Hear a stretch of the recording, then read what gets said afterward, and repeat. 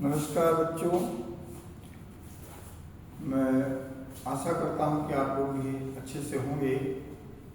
और इससे पहले मैंने एक वीडियो बनाया था वर्तनी और विराम चिन्ह में, जिसमें पार्ट 1 में मैं कुछ पार्ट वर्तनी का छूट गया था जो मैं आपको समझा नहीं पाया था।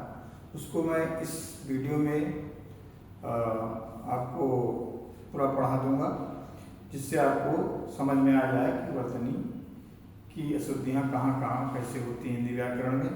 तो चलिए स्टार्ट करते हैं। उसमें मैंने आपको पढ़ाया था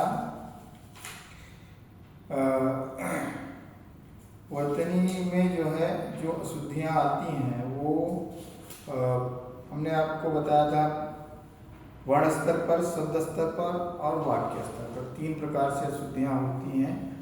तो मैं इस वीडियो में आपको वाक्य स्तर पर अशुद्धियाँ क्या क्या होती हैं उसके बारे में पढ़ाऊँगा, ठीक है।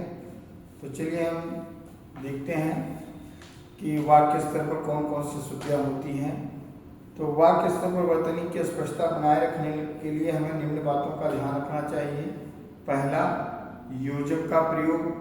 योजक जहाँ इस्तेमाल करते हैं उसमें शब्द के बाद यानी सा शब्द के पहले योजक चिन्ह का इस्तेमाल होता है, जैसे जल सा। तो जल लिखेंगे उसके बाद डैश लगा करके सा लिखेंगे तो जल सा हो जाएगा।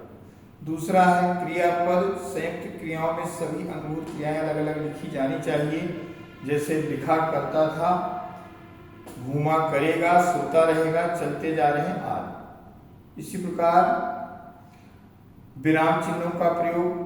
वाक्य के अर्थ की स्पष्टता लाने के लिए हमें विराम चिन्हों का प्रयोग सही और पूरा ज्ञान होना चाहिए, कहाँ समुचित प्रयोग करना है जिससे वाक्य स्पष्ट हो सके। जैसे वह चला गया, अब तक इसमें कोई आश्चर्य सूचक या प्रश्न सूचक आदि विराम चिन्ह नहीं लगाए जाएंगे, तब तक इसके सही अर्थ का ज्ञान नहीं होगा। तो हिंदी में वर्तनी संबंधी अशुद्धियाँ निम्नलिखित प्रकार से होती हैं। पहली होती है स्वर एवं मात्रा संबंधी अशुद्धियाँ। तो स्वर एवं मात्रा संबंधी अशुद्धियों में क्या होता है कि लोग जो बोलते हैं वो अशुद्ध होता है, और कभी कभी शुद्ध भी बोलते हैं, लेकिन कभी कभी अशुद्ध शब्द भी बोला जाता है, जैसे आजकाल। आजकाल लोग बोलते हैं ये अशुद्ध है और इसका शुद्ध होगा आजकल, ठीक है। इसी प्रकार दूसरा अशुद्धियाँ जो होती हैं वो चंद्र बिंदु एवं अनुस्वार संबंधी अशुद्धियाँ होती हैं। तो चंद्र बिंदु एवं अनुस्वार संबंधी अशुद्धियों में चंद्र बिंदु और अनुस्वार के त्रिकोण प्रयोग के कारण अनेक अशुद्धियाँ पैदा हो जाती है, जैसे हंस, हंस यानी अंगूर और अंगूर। तो एक अंगूर में आपे चंद्र बिंदी लगा दी जाती है, एक पे आपे अंक की बिंदी लगाई जाती है। तो जो चंद्र बिंदी लगाई गई वो गलत है और जिसमें अंक की बिंदी लगाई गई वो सही है। इसी प्रकार तीसरा आपका है व्यंजन संबंधी अशुद्धियाँ। तो व्यंजन संबंधी अशुद्धियों में जैसे लोग हिरन, तो हीर यहाँ पे छोटी मात्रा रा ना हिरन और हिरण हिरण, तो हिरण शब्द शुद्ध होगा और हिरण शब्द अशुद्ध होगा। इसी प्रकार है अगली अशुद्धि होती है महाप्राण। और पहले हम जानेंगे महाप्राण क्या है। तो महाप्राण से कहा जाता है जो हमारे अक्षरों के वर्णमाला में वर्ग होते हैं, जैसे का वर्ग, चा वर्ग, टा वर्ग, ता वर्ग, पा वर्ग। तो इन वर्गों में जो द्वितीय और चतुर्थ स्थान पर अक्षर होते हैं उन्हें ही महाप्राण कहा जाता है। जैसे कि का वर्ग में खा और घा महाप्राण, ठीक है। और ये सब उच्चारण का उचित ज्ञान न होने के कारण ऐसा होता है, जिससे अशुद्धियाँ आ जाती हैं। जैसे प्राय लोग घा को गा, धा को दा और भा को बा बोलते हैं, ठीक है। तो इससे भी अशुद्धियाँ आ जाती हैं। जैसे आपका भूख, भूख, तो भूख कहेंगे तो का शब्द आएगा और भूख कहेंगे तो खा शब्द आएगा। तो उच्चारण संबंधी अशुद्धियों के कारण जो है वर्तनी में अशुद्धि आ जाती है। उसके बाद अगला है पंचमाक्षर। पंचमाक्षर क्या है? ड, य, ड़, न, म, ये पंचमाक्षर होते हैं जिनको पंचमाक्षर कहा जाता है। इनके भी गलत प्रयोग होने से अशुद्धियाँ आती हैं, जैसे कांड, कांड, जैसे कांड, कांड कहने का मतलब कांड ऐसे भी लिखा जाएगा और ऐसे भी लिखा जाएगा। तो ये कांड शुद्ध है, ये कांड अशुद्ध है। तो ये आपका क्या है, ये आपका पंचमाक्षर के प्रयोग से अशुद्धियां होती हैं। अगला है 6 नंबर, रा के प्रयोग, रा के संयोग की अशुद्धियां।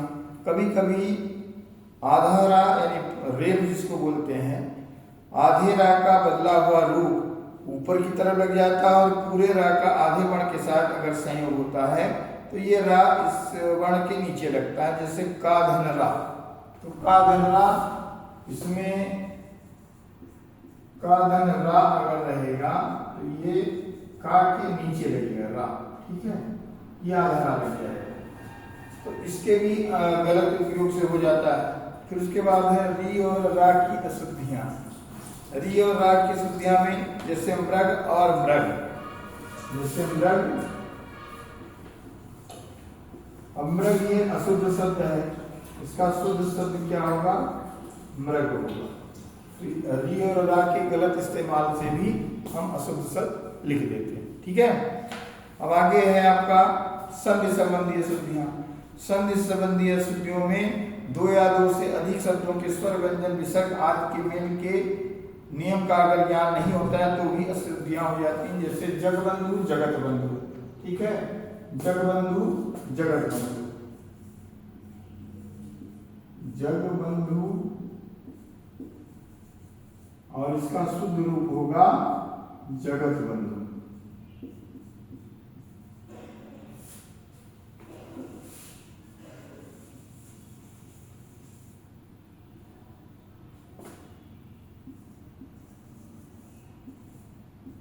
ठीक है, तो ये आपका संधि संबंधी अशुद्धियां होती हैं। इसके बाद समास संबंधी अशुद्धियां हैं। समास संबंधी अशुद्धियों में आपका ये 8वां नंबर है, जैसे भ्रातागण भ्रातृगण, भ्रातागण। अब इसका शुद्ध शब्द जो होगा वो होगा भ्रातृगण, ये शुद्ध हो जाता है। तो ये अगली है आपकी हलंत संबंधी अशुद्धियां। तो हलंत संबंधी अशुद्धियों में देखिए का में आस्वर होता है और जब इसके नीचे का के नीचे हलंत लगा देते हैं तो ये आधा का पढ़ा जाता है, ठीक है। और उसके बाद 10 नंबर पे है विसर्ग संबंधी अशुद्धियां। दुस्सील, दुस्सील ये अशुद्ध शब्द है, इसमें विसर्ग दू के आगे विसर्ग लगाकर हम सील लिख देते हैं तो ये हमारा शुद्ध शब्द होगा, ये विसर्ग संबंधी अशुद्धियां हो जाती हैं। 11 नंबर पे आपका लिंग संबंधी अशुद्धियां, जैसे पंचालिका। तो पंचालिका ये आपका पुरुष पुल्लिंग लग रहा है और ये पांचाली स्त्रीलिंग लग रहा है। तो पंचालिका अगर लिखते हैं तो पुल्लिंग हो जाएगा और पांचाली अगर लिखते हैं तो स्त्रीलिंग हो जाएगा, जो कि शुद्ध होगा। इसी प्रकार प्रत्यय, प्रत्यय हम जानते हैं कि उपसर्ग और प्रत्यय क्या होता है। उपसर्ग शब्द के आगे लगाया जाता है जबकि प्रत्यय पीछे लगाया जाता है। तो कभी कभी शब्दों में हम, अब जैसे धैर्यता है तो धैर्यता में अगर हम लिखते हैं तो धैर्यता का कोई अर्थ नहीं करता है, लेकिन इसमें ता प्रत्यय लगा हुआ है तो ये हमारा अशुद्ध शब्द माना जाएगा। लेकिन अगर ता को हटा देंगे, यहाँ धैर्य लिख देंगे तो ये हमारा शुद्ध शब्द हो जाएगा, यानी जो हमारी अशुद्धि थी वो दूर हो जाएगी, ठीक है। तो ये 12 प्रकार की वर्तनी में गलतियां होती हैं जो अक्सर बच्चे करते हैं। तो ये वर्तनी के बारे में मैंने आपको पूरी डिटेल दे दी है और अब मैं उम्मीद करता हूं कि आपको मेरे द्वारा पढ़ाया गया ये समझ में आया होगा और आप लोग मेरे चैनल को फॉलो और सब्सक्राइब कीजिए, जिससे मैं और मोटिवेट होकर आपके लिए और नए नए वीडियो रोज जानकारी हिंदी में देने के लिए लाता रहूं। धन्यवाद।